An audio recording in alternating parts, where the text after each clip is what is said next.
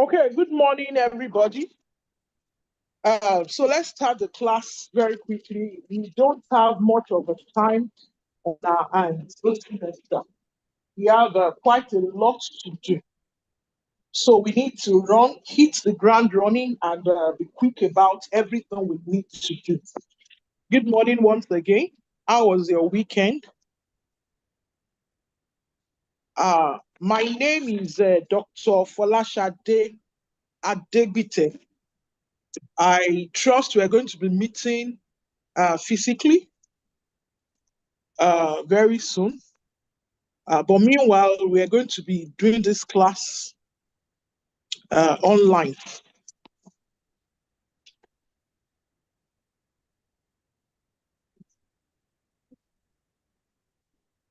Okay, I think this is better. Like I mentioned, my name is Dr. Adegbite. I'm going to be taking you two major topics. I'm going to be taking you two major topics. And the topic is trespass to person. And the second one is interference with chattel. Doc. Yes. Yeah. So please let me tell them to go to chat room to copy the YouTube and send to their group for anyone that want to join after 300. They should go to what? The chat room. I've sent the link of YouTube to the chat. Okay, you know what? Send it on the give that information on send it as a chat. It's there already. Okay, There. I've seen it. All right. So probably you can send it to the class rep also so that you can post it on their group. All right. Thank you so much, Dr. Adedokun. We really appreciate your kind assistance.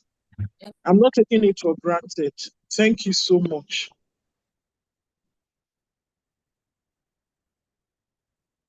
Okay, so we're like I mentioned earlier on, we're going to be doing two main topics. And the first one is trespass to person, and the second one is interference with goods.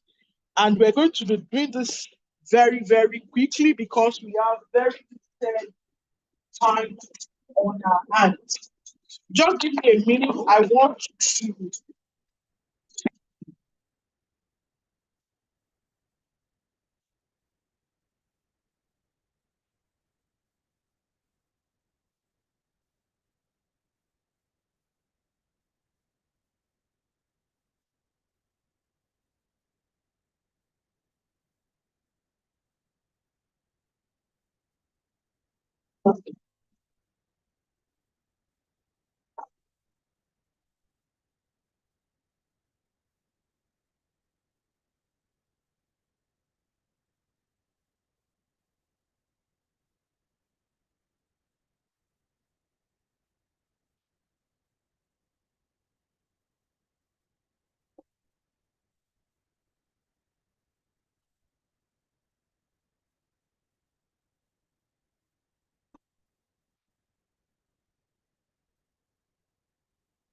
One minute, I want to try and plug my laptop.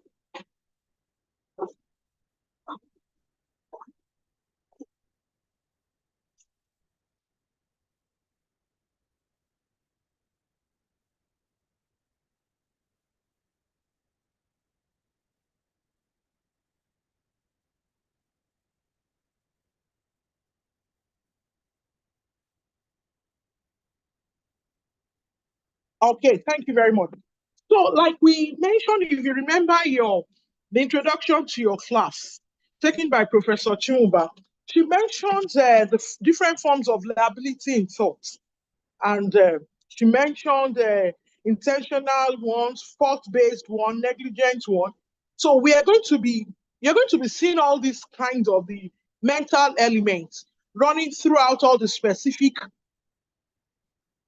thoughts that we're going to be taking in this class. So like I said today, I'm going to start with trespass to person. Trespass to person, under it, we're going to be examining three things. We're going to be talking about assault, we're going to be talking about battery, and we're going to be talking about false imprisonment. So let's start quickly with the introduction. Now, by way of introduction, we talk of trespass to person. When we say trespass to person, the word trespass means when you are violating, where you are going beyond the limits, you are doing something that you ought not to do. It's behind what I see. Who is that? Please, can you mute yourselves? I don't like it. It's really distracting. Okay. So I talk of trespass to person. Trespass to person is one of the direct or intentional thoughts that we have. This involves direct or intentional interference with the person of another. When you indirectly or intentionally interfere with the person of another person, with the bodily integrity of another person. For example, if you strike or put a person in fear of being struck, or when you unlawfully restrain another person's freedom of movement, that is, you are interfering with the body of another person or his liberty. So when you talk of trespass to person, it's also an invasion of the body of another person. You are invading the body of another person. And when you talk of trespass to person, like I said, it consists of 3 types of thoughts. The first one is assault. Assault means putting a person in the fear of bodily harm. When somebody, you are afraid, you're scared that somebody is going to strike you. The second one is battery. Battery is the actual contact. Any contact, touch, force, or bodily harm. And the third one is false imprisonment. When you talk of false imprisonment, like the word itself, false and imprisonment, deprivation of personal liberty or movement of any kind, kidnapping, arrest, or anything like that. Now, Omale, hallelujah, wherever your name is, can you please mute yourself? I am going to copy people's, I won't say this is the last time I'm going to announce it. Anybody that, I won't even mention anything, I'll just copy your matric number and your name, and you're going to be penalized, and I mean it. You need to be disciplined. Okay, so when we are talking about, so let's start with the first one. Definition, or let's pick the first one, assault. Assault. When you talk about assault, when a person is subject, you have a fear that somebody is going to harm your body, your person. So when you talk, the defendant is subject to liability for assault if he acts intending to cause harmful or offensive contact with the person of another person or a third person. So it's an imminent apprehension, that is perception or anticipation of a blow of such a contact. And another one is that's the first one. But the second one, it puts the plaintiff in an apprehension of fear, apprehension of imminent physical violation of his body. So when we talk about fear is not required. Somebody raises, for example, somebody raises his hand and say, I'm going to slap you. And probably he thought twice and he puts down his hands. You know, you that you are staying, you already, there's the apprehension that this person raising his or her hand is about to slap you. So you are put in the imminent fear that that person is going to slap you. So that is an assault. Assault is an attempt to or threat to apply. So assault is an attempt or threat to apply unlawful force to the person of another, whereby that other person is put in fear of violence. If you look at Patfield in law, Patfield, that's an author, in his book, Law Made Simple, 5th edition, if you look at page 211, it says assault is an attempt or threat to apply unlawful force to the person of another, whereby that other person is put in fear of violence. Another person, Kodili, It's a Nigerian author. It says that any act which puts the plaintiff in fear that battery is about to be committed against him. Now, let me say this very quickly. When you hear the word assault, I want us to contextualize it in TORTS, because assault also is a crime.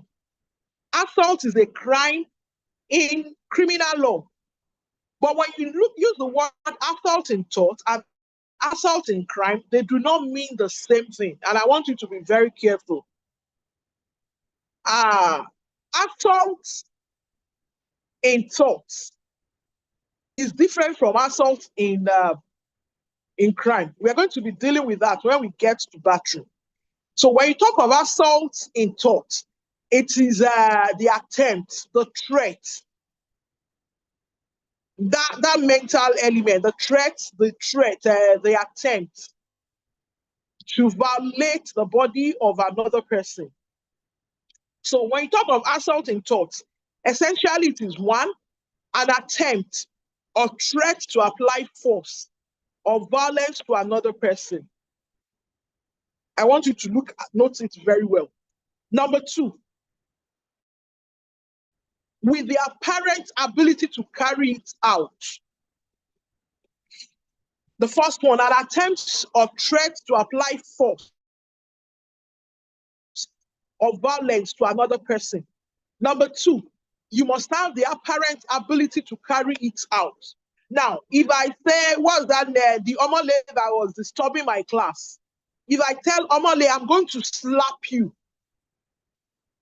and he did raise my hand, I'm in my office in University of Lagos, and probably Omole is in his house, he may be in Kogi State, and I say, Omole, for disturbing my class, I am going to slap you.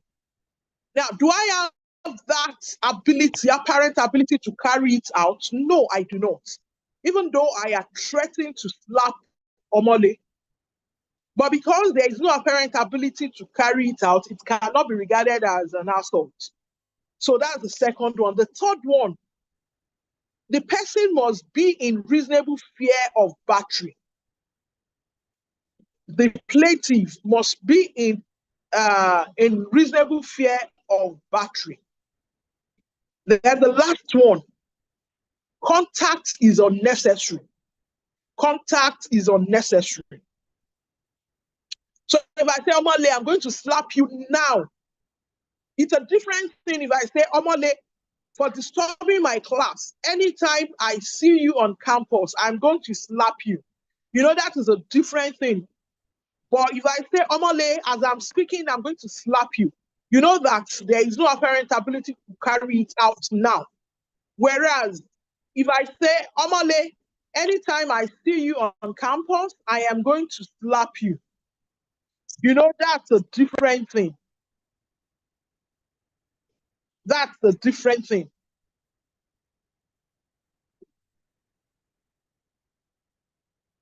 Okay.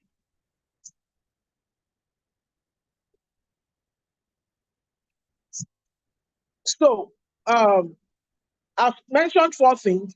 I told you what assault is, and that assault is an attempt or threat to apply unlawful force to the person of another, whereby that other person is put in fear of violence. It is also any act which puts the plaintiff or the claimant in fear that battery is about to be committed against him. When we talk of assault, we're thinking of 4 things essentially. You can call it, those are the elements of it. There must be an attempt or threat to apply force or violence to another person. Number 2, with the apparent ability to carry it out. Number 3, that's number 2. Number 3, it puts the person, as in the claimant, in reasonable fear of battery. And number 4, contact is not necessary. Okay, what is the purpose of the law of assault? Number 1 is to prohibit a person from putting another in fear of physical interference. The essence of tort is to protect. to protect, to prohibit a person from putting another person. I can't go about and be telling students, I will slap you, I will woz you. I am putting you in the fear. So wherever you're walking on the second floor, you're always tiptoeing because you are scared that somebody is going to slap you, somebody is going to woz you. So there's a law that needs to prohibit that. You can't just be threatening people all around. That's what the law essentially aimed at doing. Now, what needs to be proved? If you want to bring an action against somebody in battery, in assault rather,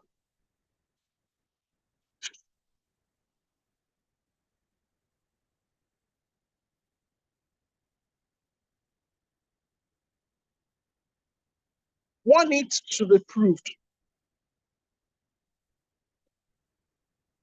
Number one,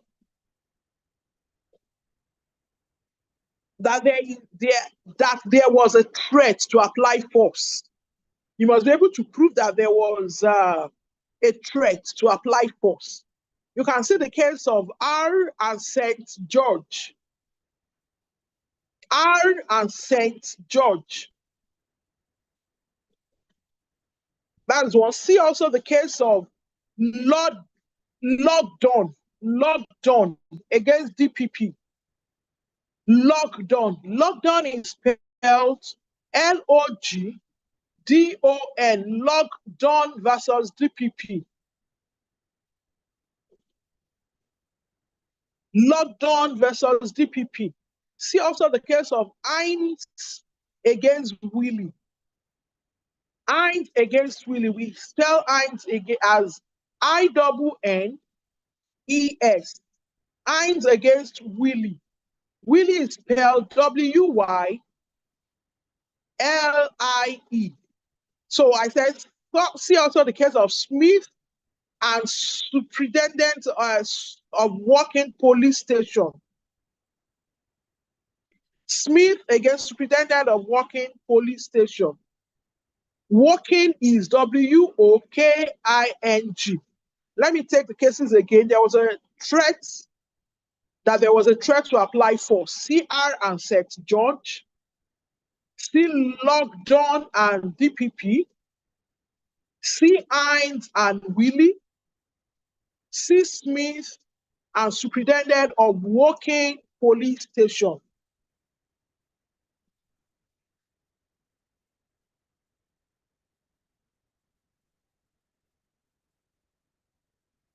Now, the second thing that you must prove is that the act will put a reasonable person in fear of battery. That the act will put a reasonable person in fear of battery. In other words, that it was reasonable for the plaintiff to expect immediate battery. That the act will put a reasonable person in fear of battery. That is, it was reasonable for the plaintiff to expect imminent battery. Let me try and put an example into this. If somebody that is bedridden, and you are at the door, the person is bedridden on the bed, and the person is grumpy and very irritated, and sees you at the door and said, "I'm going to slap you now. I'm going to slap you. I'm going to hit your head with my with this iron beside me." Will you put a reasonable person in fear of battery? And probably you are the nurse taking care of that patient. You know the patient is bedridden. The patient cannot walk. The patient cannot lift up his hand. Maybe he cannot lift up his hand. He's bedridden. So that will not put a reasonable person in fear. So there must be the act to put and underline the word reasonable person. Reasonable person. So if you are somebody that is always fearful, anything, when you see cockroaches, you are fainting. You are not a reasonable person. In the case of Hines and Willie that I mentioned, that is 1844, 174 ER. In that case, the defendant policeman who stood motionless in order to block a doorway. The court held that he has not committed assault on the plaintiff by doing so. The policeman, who was the defendant in this case, stood motionless in order to block a doorway. It was held that the policeman has not committed assault on the plaintiff by doing so. See also the case of DPP and Little. DPP and Little. Little as in little boy, little girl. DPP and Little. 1992, 1 all ER 299.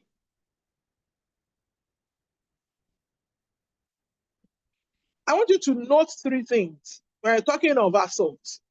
Number one, an order. An order coupled with a threat.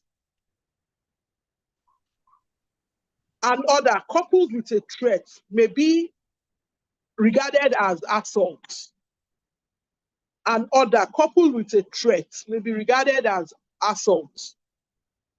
See the case of Reed and Coker. Read as in read your book. Reed and Coker, C-O-K-E-R. Reed and Coker. See also the case of Ansel and Thomas. Ansel and Thomas.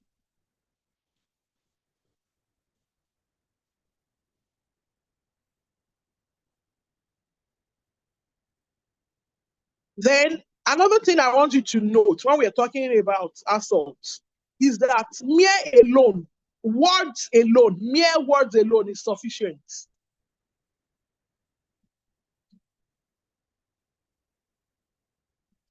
So if you are, let's say Omale is in my office, the Omale that was disturbing the class is in my office, seated right in front of me. And I looked at him, I said, Omale, I'm going to slap you without raising my hands. That will suffice. You can see the case of R and Island. Island and bursting. Island as in the island country. I-R-E, like they will call it Ireland. R and against island. Island and bursting. B-U-R-S-T-O-N. Another case you can look at is Janvier and Sweeney. Janvier and Sweeney. Janvier is spelled J-A-N-V-I-E-R. Janvier and Sweeney. Sweeney is S-W-E-N-E-Y. See also the case of Wilkinson and Danton. Danton. Wilkinson and Danton. Wilkinson is spelled W-I-L-K-I-N-S-O-N and Danton. D-O-W-N-T-O-N.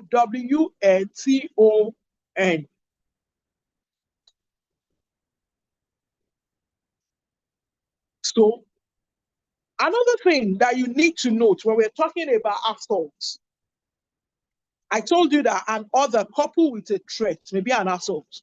I told you that words alone may be an assault. However, I want you to note another thing, that words may negate assault. Words may negate assault. Now, how do I mean? If Omale was sitting beside me and I raised my hand to slap him on the cheek, you know, raising my hand, he knows I'm going to slap him and he's scared. And I looked at him and I said, if not because university does not permit slapping students, I would have washed your head.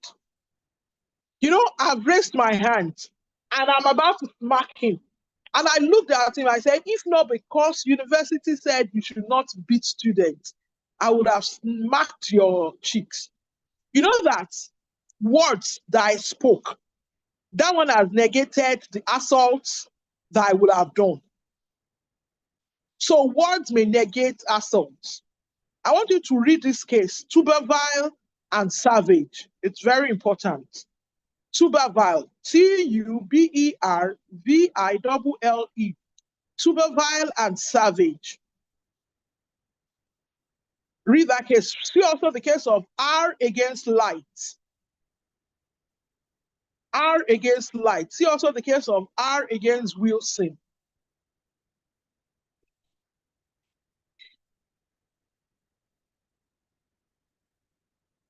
Now, the last thing I'll say on assault, that the act will put a reasonable man in fear of battery. And I keep saying that, underline the word reasonable man. The act will put a reasonable man in fear of battery. See the case of Horst against Picture Theatres Limited. Horst is spelled H-U-R-S-T. Horst against Picture Theatre Limited. See also the case of Brady and Schatzel. Brady and Schatzel. Brady is spelled B-R-A-D-Y. Schatzel is spelled S-C-H-A-T-Z-E-L.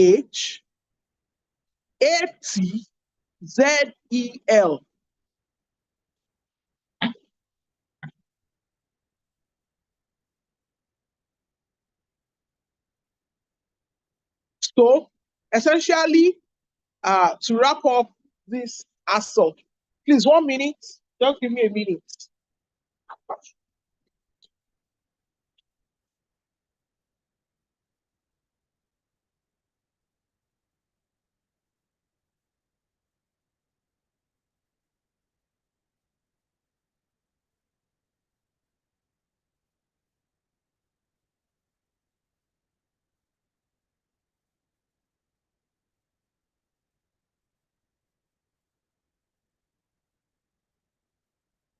You may look at it that we have so many cases.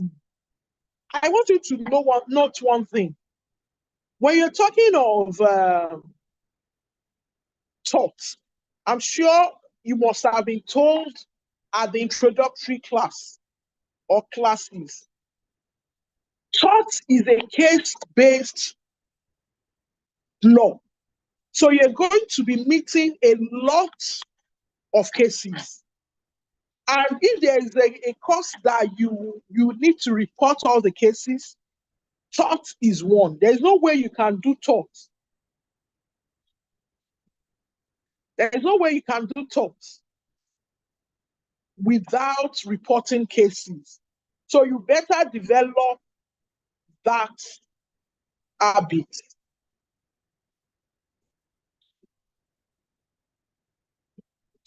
Okay, let me see what else do I want to add.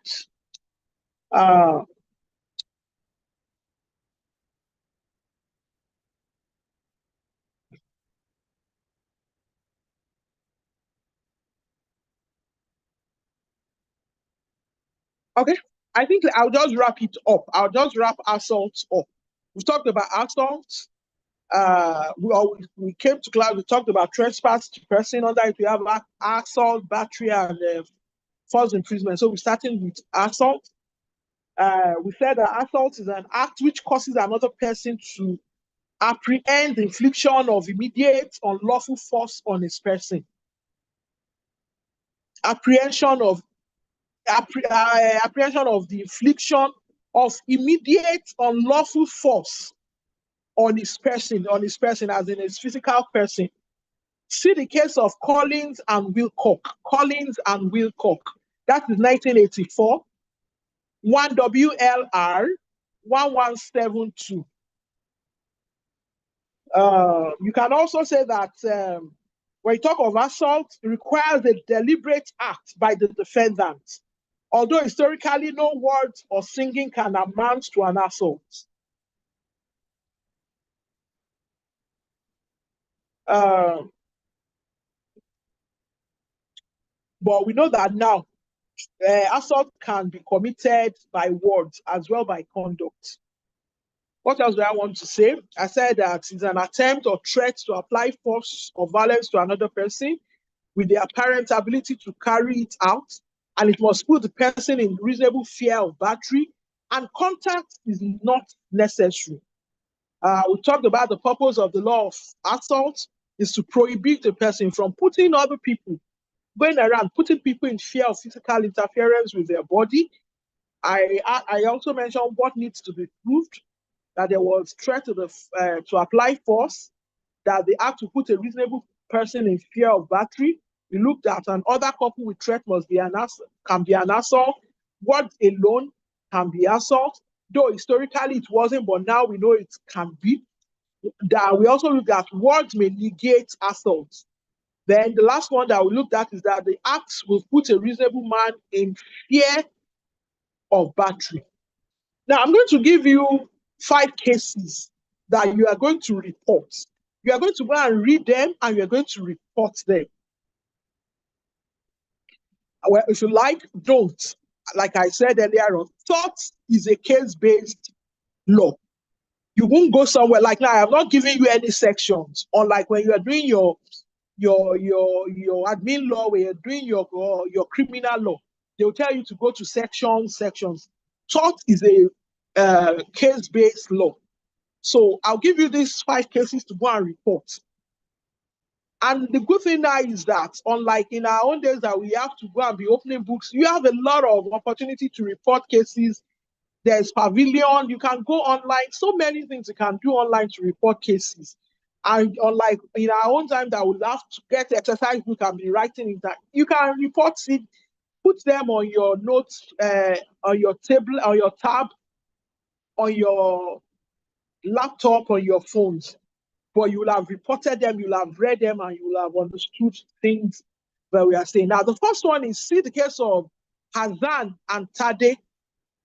Hassan and Tade, 2011. Hassan and Tade, 2011, 49 WRN. Hassan and Tade, 2011, 49 WRN 130. It's a court of appeal case. Number 2, see the case of registered trustee, RCCG, the registered trustee of RCCG against Bankole. Registered trustee, RCCG against Bankole, 2011. 14 WRN 138. It's also a court of appeal case. Number 3, see the case of Lawal against State. Lawal against State, 2011, 25 NWRN.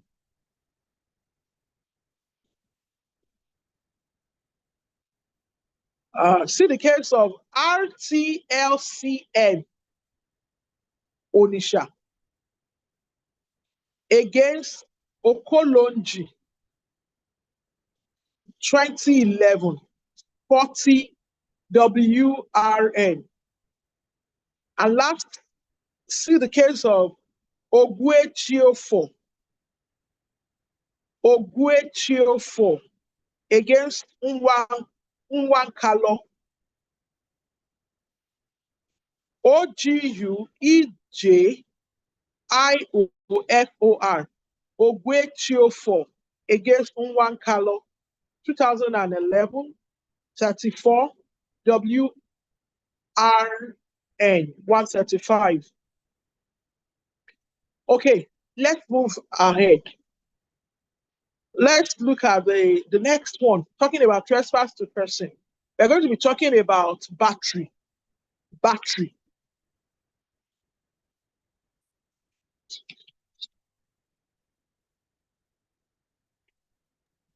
Excuse me, Battery. ma. Good morning, ma. Good morning. Sorry, ma. Please, what was the second to the last case you mentioned before Ogwejo 4? Hassan and Tade, 1. The registered trustee, RCCG at Bankole, 2. Lawal and State, 3. Number 4, RTLCM, Onisha, and Okolonji. Then number 5, Ogwejio against Unwankolo. Thank you, ma. God bless you. Remember to mute your mic. Somebody is raising hand. Unmute yourself. Unmute and praise. Unmute Elizabeth. Unmute yourself and quickly ask your Hello, good question. morning, ma. Good morning. Yes, this is praise. I don't understand the fact of no contact necessary among the element of assault. No. Assault, there is no contact. That's why we are coming to battery.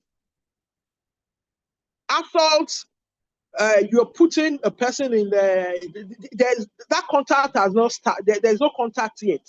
And that is why, like I said earlier on, I'm going to explain assault. When it comes to criminal law and torts, they are different things. Assault in criminal law, there must be contact, unlike torts. So let me I'm going to take question, but let's move. And probably by the time I take battery, you will understand some of these things better. Some of your questions will have been answered. But if I keep taking questions, I will not cover my syllabus. Okay, so let's talk about battery. Battery, when we talk of battery, B-A-T-T-E-R-Y, battery. According to Padfield, of course, is a scholar. It says applying force, however slight, to the person of another, when you hostilely or against his will, you apply force, however slight, to the person of another. Now, Gilbert Codely explained it. He says, battery is the intentional application of force to another person.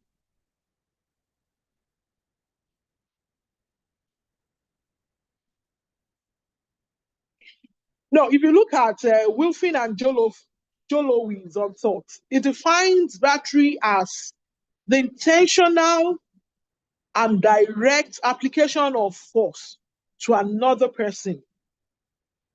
Battery is the intentional and direct application of force to another person.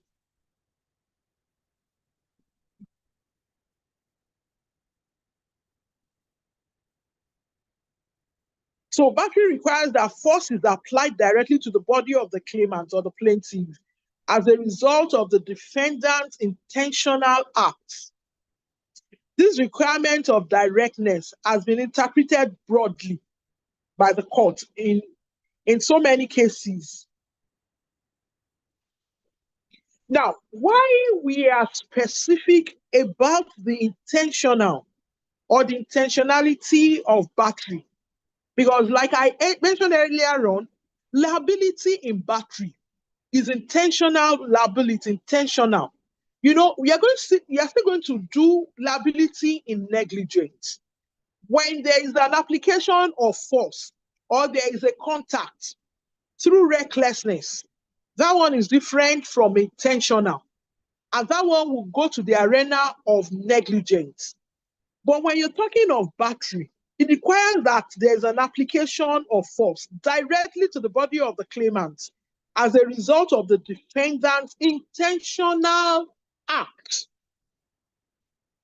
Because there could be an application of force to the body of another person by a reckless or negligent act. That one is different. But when there is intention, the intentional application of it was a direct application of force or contact to the body of another person. Now, the requirement of directness has been interpreted broadly by the court. Number one, contact by third party.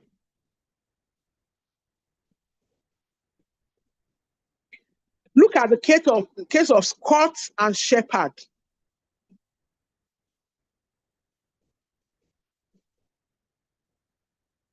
Scott and Shepard. Scott is spelled S-C-O-T-T, and Shepard. That's a very, very long case that all our great-grandfather and grand-grandmother were not born. 1773, 96 ER. In that case, the defendant threw a lighted squib into a crowded market. It was thrown again by a third party to prevent damage to his stall, hitting the victim in the eye. The defendant was liable despite third party intervention. Now, the second one is that contacts made directly. It must be a direct contact.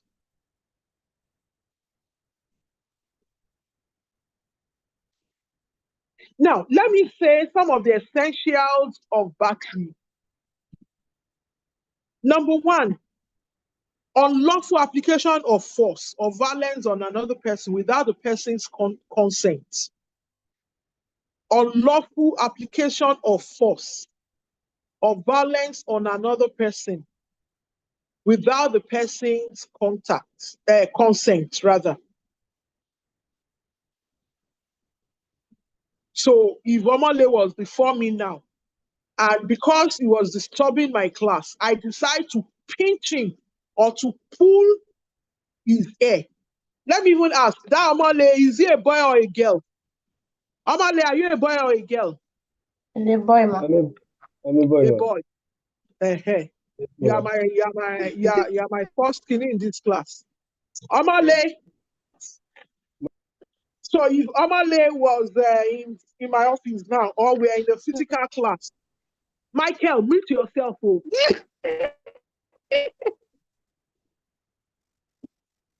You are laughing and yet you've not muted yourself. Michael. Fagite, or how do you pronounce your name? Fagite. Mute yourself. You think I can't see you? Can see all of you. Maybe I'm even using a technology that I'm seeing all of you in your houses. Okay, that's just an aside. So, unlawful application of force or violence on another person without the person's consent. So, like Michael that just disturbed my class. If Michael was before me, I just gave Michael a knock. I gave him an echo. What's a echo is knock. I gave him a big knock on his head. That's an unlawful application because even as a lecturer, I don't have that kind of right. Even when you disturb my class, anything, the worst I can do is to make a report. I am not permitted to assault you, to batter you physically. But if you say, Esma, okay, Orimini, this is my head, give it a knock. You know, you've consented to it. So if I decide to now give you a knock, because say, okay, ma, I'm so sorry, please pull my ear, and I pull your ear. Even if I'm joking, you say, okay, ma, please pull my ear, and I pull your ear.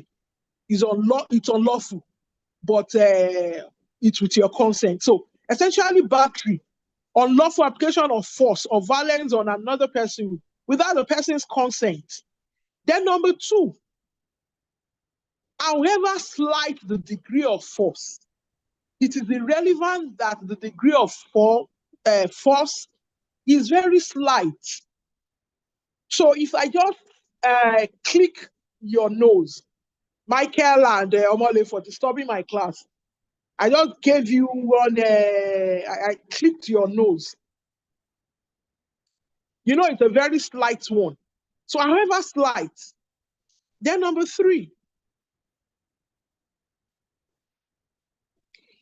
some form of contact, directly or indirectly, is necessary. Some form of contact, directly or indirectly, is necessary. I may use my hand and give Omale a knock. You know, that's a contact, is direct. But if Michael is at the door, at my door, and for disturbing my class, I threw a biro at him.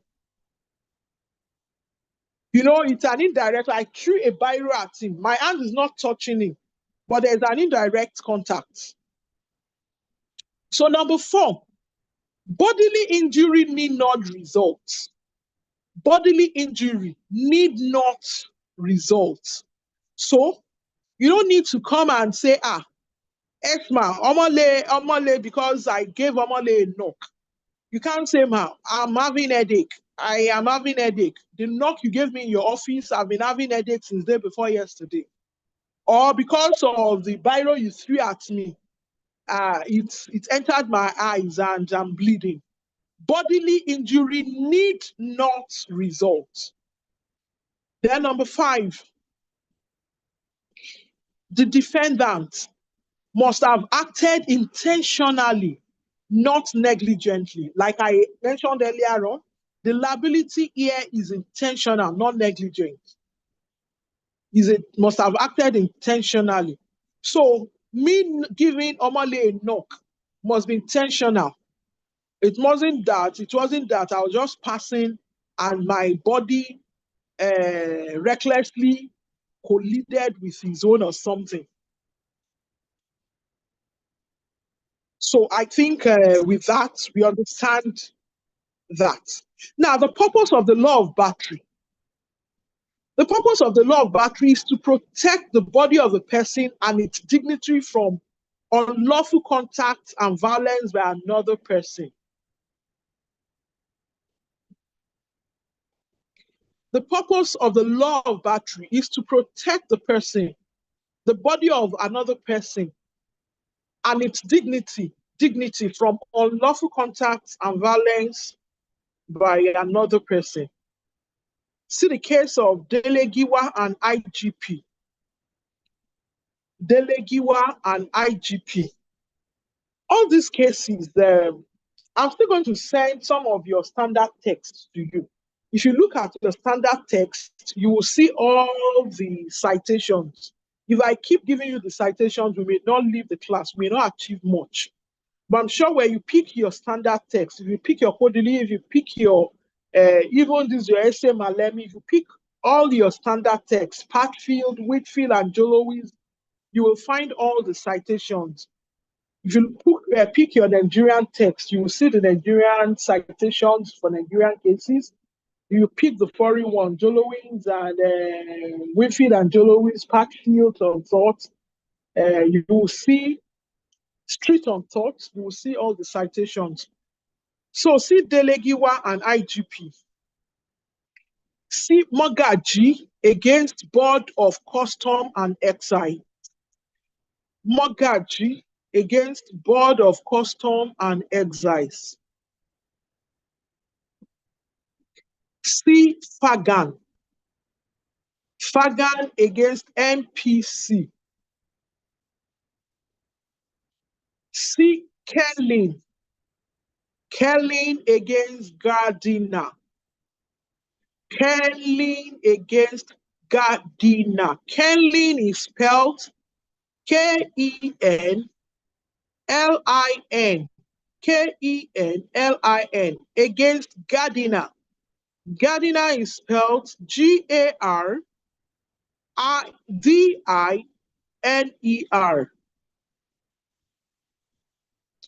Delegiwa against IGP. Mogaji against Board of Custom and Excise. Fagan against MPC. Kenlin against Gardiner. See also the case of Lane against Holloway. Lane, Lane, against Holloway. Holloway. Lane against Holloway.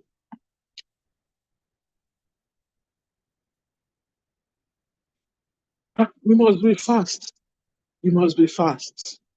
We must be fast. Let's move faster. So when we talk of battery, contact is necessary. There must be some contacts, such as body-to-body contact, or if the defendant brings some object or thing into contact with the victim.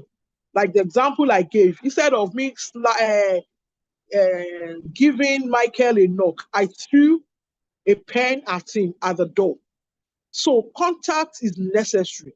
There must be some contact, such as body-to-body contact, or if the defendant brings some object or thing into contact with the victim. However slight the degree of contact, however slight the degree of force, however slight the degree of impact on the body of the victim. So let's just give some slight examples of battery. Beating with a stick. When you beat with a stick, is a battery. Pouring water on a person. Pouring water on a person. Excuse me, I can't. Okay, sir. Beating with a stick. Pouring water on a person. Or shooting a person with a gun. That is an example. Another example, knocking a person down or running a person down with a motor vehicle. Another example, spitting on a person's face. Spitting on a person's face or throwing stone at a person is battery. See the case of R and Lency. R and Lency. R against Lency. Lency is spelled Lynsey.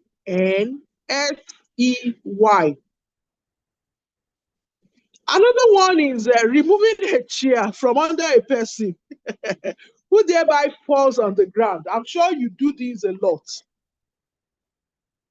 So if Omale should come to my office, and I'm still very crossed with him for muting his mic and disturbing my class. He comes in and I say, good morning. I say, good morning, Omale, have your seat. And I pretended as if I was going to close the door. And as he was about to sit down, I removed the chair and he sat on the floor. Bam! That's a battery. Another one is pulling a person away from something for his own good. You know, there is a battery. It may sound strange, but you know, there's a difference when you are now talking about defense. But it's a battery, pulling a person away from something for his own good. Maybe somebody is throwing a rock, and the thing is that there's no lady that stopped my class, so I can't use a lady as an example. I'll still use Omale. So Omale, I pulled Omale's hair. I pulled him with his hair so that the rock will not fall on him. It's still battery. However, when we get to defense, it could be a good defense. Another example is setting a dog to attack a person. Setting a dog to attack a person. You can see the case of Lawal and DSP. Lawal against DSP, 1975, 2 WSCA 72. Okay, there's battery where, for instance, Omale, without, let me use Omale, there is a battery where, for instance, Omale, without lawful justification, slaps Michael on the face or pushes Michael. So also is a battery to cut a person's hair without his consent. So Omale cuts Michael's hair while he's sleeping without his consent. Is a battery. Or to wrongfully take a person's fingerprints. Wrongfully take a person's fingerprint is battery. However, where a person has been detained, charged, or told that he will be charged with an offense punishable with imprisonment, the fingerprints may be taken without consent under criminal law. So you can see that that is an exception. So let us note the following when we are talking about battery.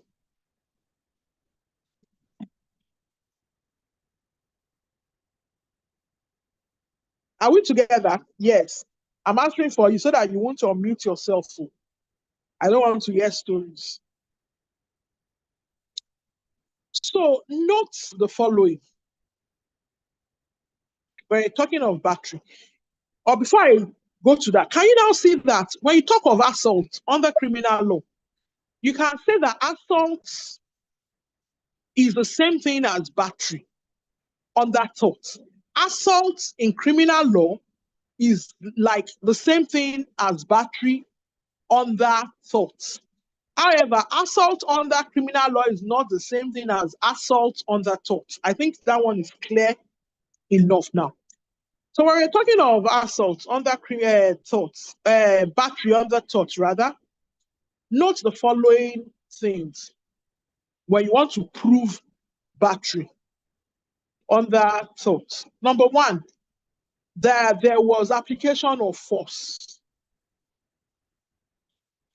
There must be application of force on the plaintiff, no matter how slight. Though common forms of social touching that are reasonable and are generally accepted are not battery. So when I see you and I just tap your shoulder and said, oh, Omale, hi, you know, I now see you physically and I say, and you were going on the corridor and somebody, your class rep just said, that's that your notorious Omale. And I walk towards you and I tap you on the shoulder. I say, Omale, hi. So you are the Omale that disturbs my class.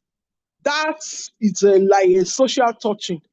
And it's reasonable and not generally accepted as battery.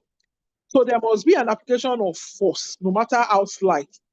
Another one is that, number two, there was an intention to apply force. There was an intention to apply force. It is insufficient for the plaintiff to establish that the intention of the defendant was to apply force. So it is sufficient, rather, it is sufficient for the plaintiff to establish that the intention of the defendant was to apply force. It is not necessary to prove intention to hurt the plaintiff. The force you are applying, your intention may not be to hurt, but there was intention to violate unlawfully without consent the body of another person. See the case of Wilson and Pringle. Wilson and Pringle. Wilson is spelled W-I-L-S-O-N against Pringle. P-R-I-N-G-L-E. See also the case of Stanley and Powell. Stanley and Powell. Stanley, S-T-A-N-L-E-Y, and Powell, P-O-W-E-L-L. See also the case of Lane and Holloway. I've given you Lane and Holloway before.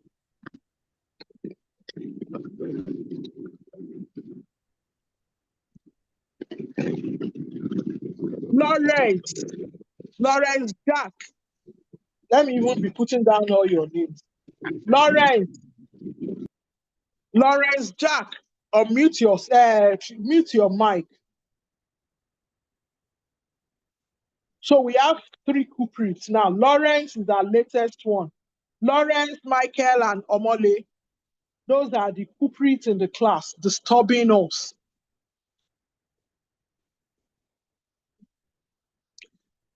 So there was an application of force, that there was intention to apply force. Then another one, battery need not be violent. Battery needs not be violent, and it does not need to inflict pain or injury. So it is not necessary that the contact be violent or inflict pain or injury does not need to arise or result. So it is not necessary that the contact with another person, the unlawful contact, result in violence or result in pains or injury. Number four, another one is that minimum contact is battery.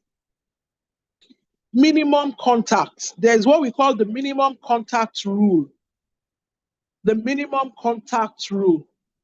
The least touch or contact is sufficient to constitute battery. The least touch or contact is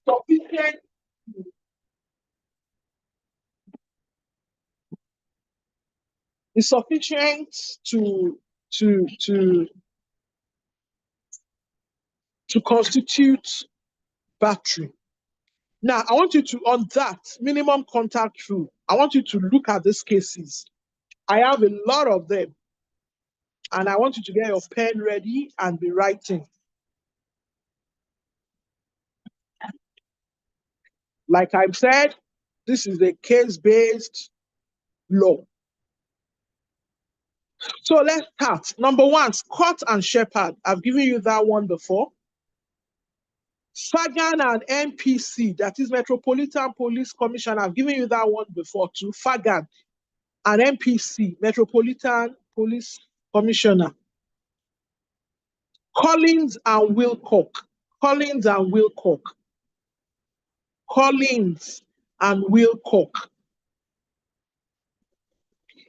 F against West Berkshire Health Authority. West as in West, East, North. Again, Berkshire. Berkshire is spelled B-E-R-K, B-E-R-K, S-H-I-R-I-R-E.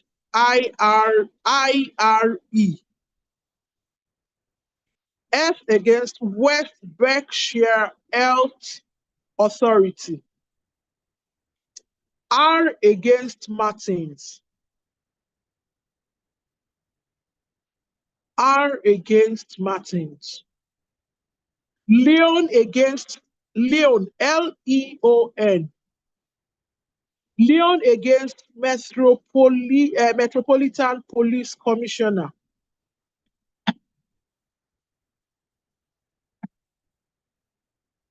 Ballard against MPC, Metropolitan Police Commissioner. Ballard, B-A-L-L-A-R-D.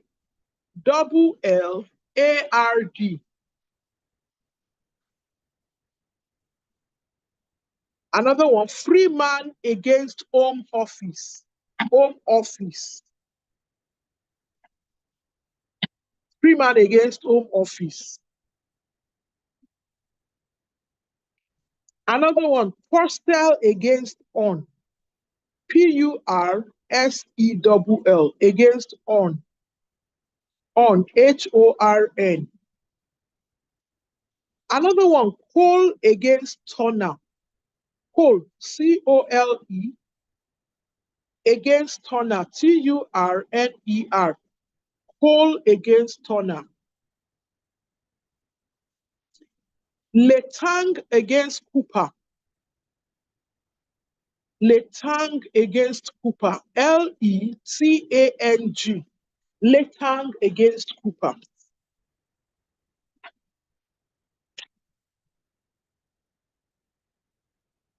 Nash against Shin.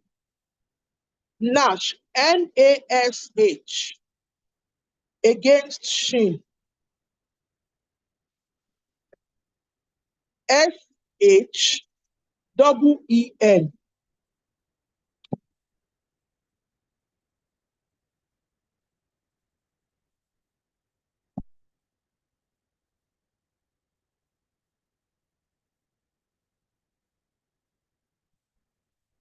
R against Day.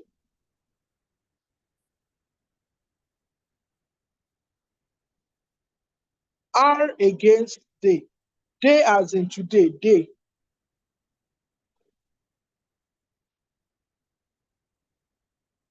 Okay. So the next one we're going to be talking about, we've talked about battery need not be violent, inflict pain or injury. We've talked about minimum contact is battery, that is the minimum contact rule. The next one is involuntary contact.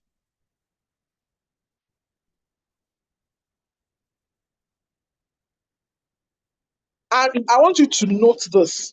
As a general rule, involuntary contact or infliction of force over which a person has no control is not battery. and therefore may be excused from liability. Involuntary contact or infliction of force over which a person has no control is not battery and may therefore be excused from liability. So if something happened and maybe I inflict pains on you involuntarily, I'm trying to think of an example.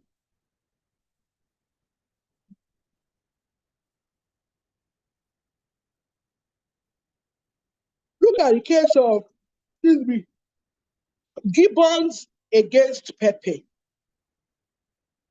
Gibbons, Gibbons, Gibbons against Pepe. Look at the case of Leome and Bray. I am pronouncing it so that you cannot be able to write it. This may not be the real pronunciation. Leame, Leame, Leame against Bray. Bray, Bray. All right. Also, another one is battery need not be a hostile act. Battery need not be a hostile act. It may not be an hostile act. It may be what you would consider a pleasurable act. So if Lawrence, our recent culprit, just saw our beautiful class rep, you know, she's one very lovely lady, and she just kissed her or gave her a peck, that will amount to battery. Although that act itself is not an hostile act. Or, you know, the way guys, very ruffian guys, they will just smack a lady on her bum bum. That's battery. Another one, battery may be committed on an unconscious person. I want you to note all these things. Battery may be committed on an unconscious person. So battery may be committed on a person, not only when the person is conscious, but also when a person is unconscious.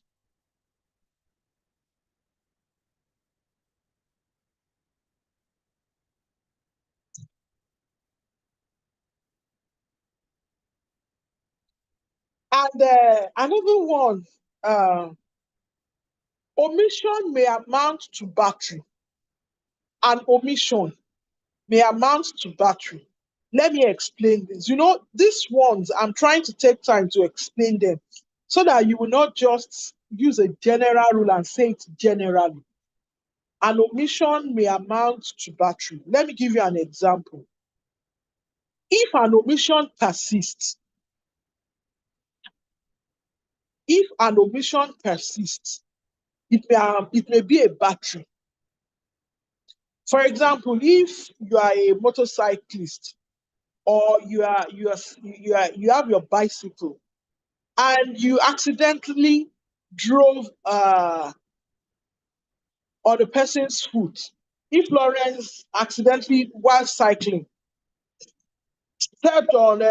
drove on Michael's foot, that is an accident. It may not be a battery initially. But if Michael keeps saying, Lawrence, please, can you drive off or ride off your bicycle on my leg? And he fails to comply. That becomes a battery. Look at the case of Fagan and Metropolitan Police Commissioner. Sorry, ma'am. We didn't get that. Eh?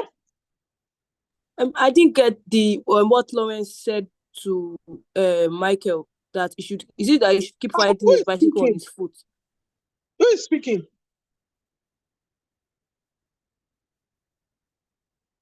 Wow. Is it from the YouTube? Okay. Well, let me go back. I didn't get what you said, but let me go back what I'm saying. I said an omission may amount to battery if the omission persists. And I keep emphasizing if the omission persists.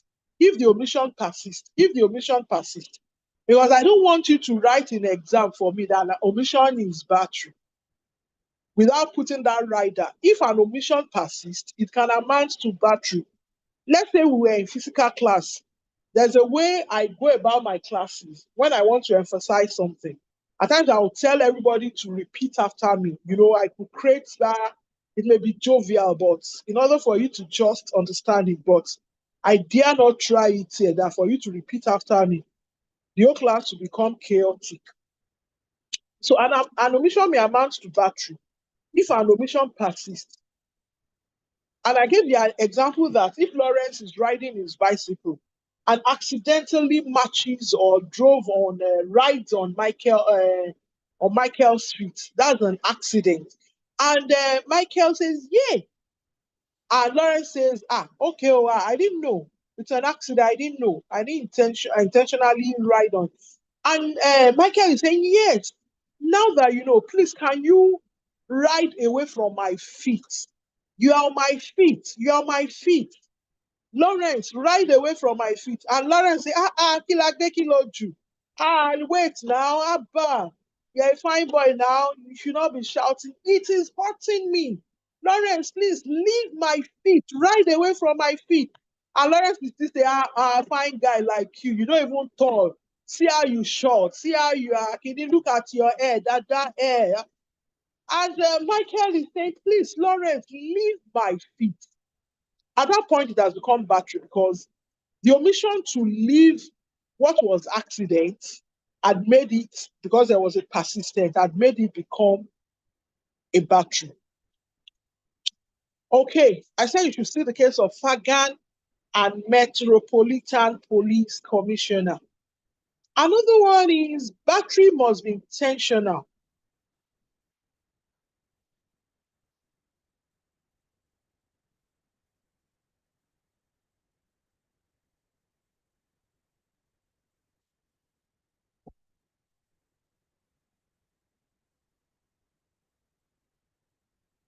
So,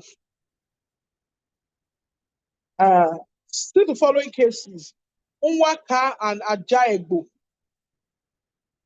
Nwaka and Ajaegbo. See the case of Afisi. Afisi as pronounced, and Agape. Afisi against Agape. Agape is spelled Agh, Akpe. See the case of Oyakire. Oyakire against Obaseki. Oyakire is Oyakhire against Obaseki. I want you to see this case also. See the case of Shugaba against Minister of Internal Affairs. Okay.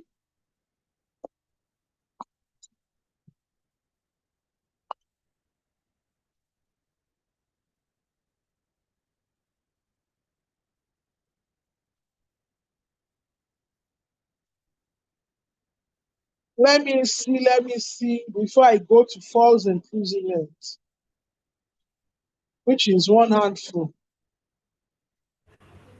Okay, let me try and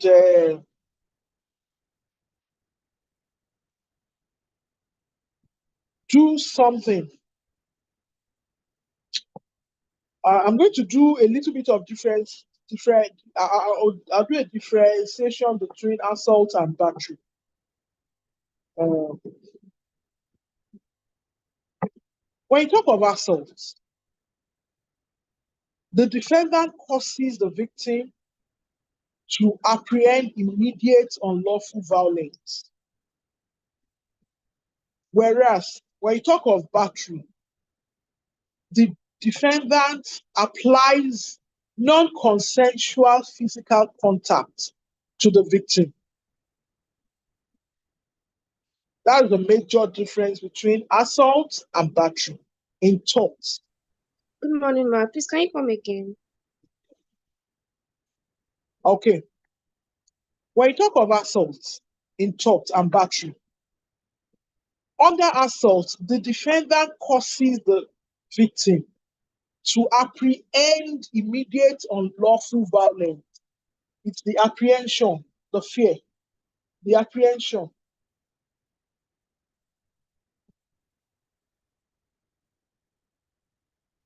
Whereas in battery, the defendant applies non-consensual physical contact to the victim's body, non-consensual, without the consent. And in other words, under assault, the victim sees that an attack is imminent.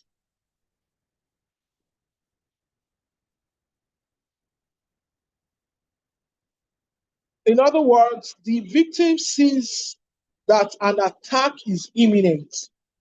That is under assault. Whereas in battery, the attack on the victim takes place. So, for example, I will use myself. Lawrence is holding a cane and running towards Omole. Lawrence takes a cane and is running towards Omole. Omole is the only one standing in that place. Omole, that's running towards him, holding the cane, is an assault, an apprehension of attack, imminent attack. That is an assault. Now, when Lawrence gets to Omole and actually smacks Omole on the head with the cane, that is a battery. So essentially, battery and assault at times to go hand in hand. Ideally done. Ideally done. Ideally done.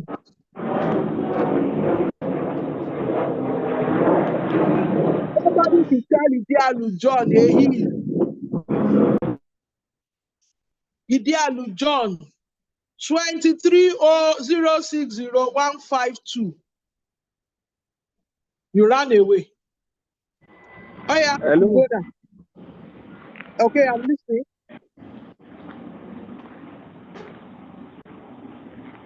Hey, Idealu John. Somebody should tell him to mute himself. Oh yeah, Ugona, quickly ask your question.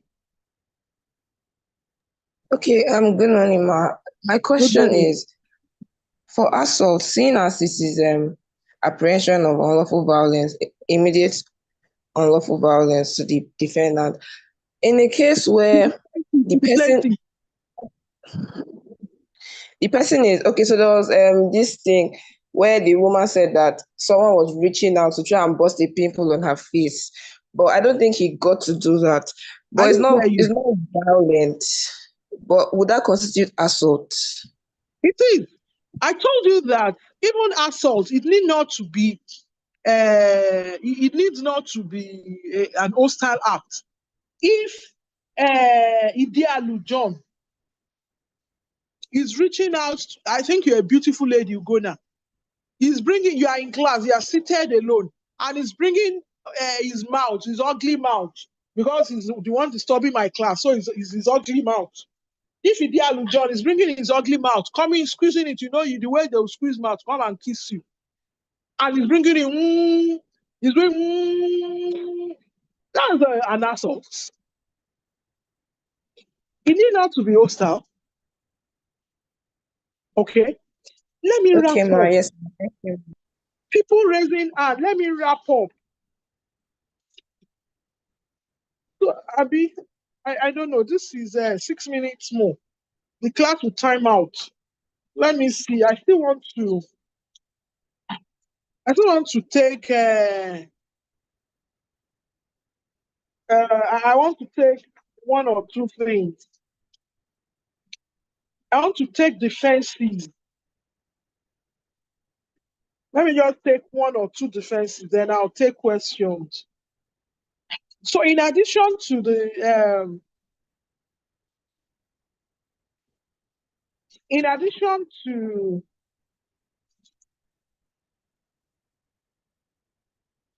the general defenses to assault and or to defenses generally in torts, there are a range of defenses specific to assault and battery. The first one is I'll call lawful authority. Lawful authority.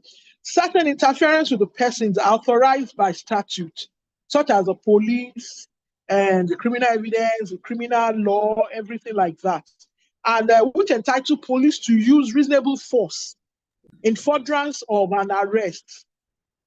That is one. Then another one is mental acts. There's some statutory that enables Akintola Abiola. Akintola Abiola, can you mute yourself? Oh, I brought to that problem. Akintola Abiola, mute yourself. Ali Badewale, mute yourself. Akintola Abiola Samuel, mute yourself. Akintola Abiola Samuel, I'll read out your matric number now. Mute yourself. 150, mute yourself. Akintola, mute yourself.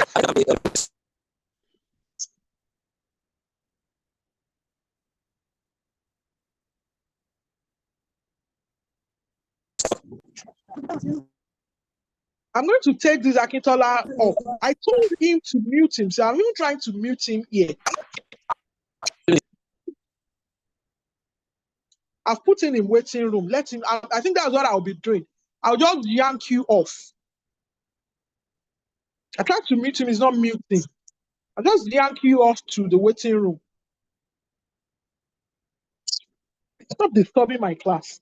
Now, lawful authority. So there are quite a number of authority statutory that empowers people to use reasonable contact and force. I've told you the police, at times the mental act issues when you need to apprehend or to try to calm somebody that has gone into mental health fit.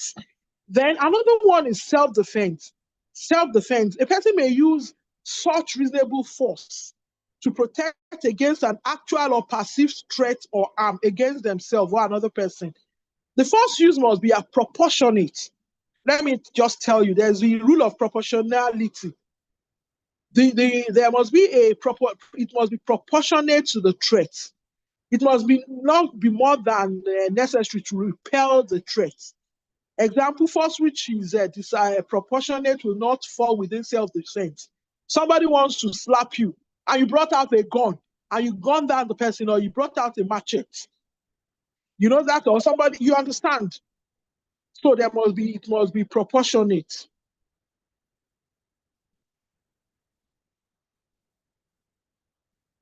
You can see the case of revile. Revile is REVILL against Newberry as pronounced.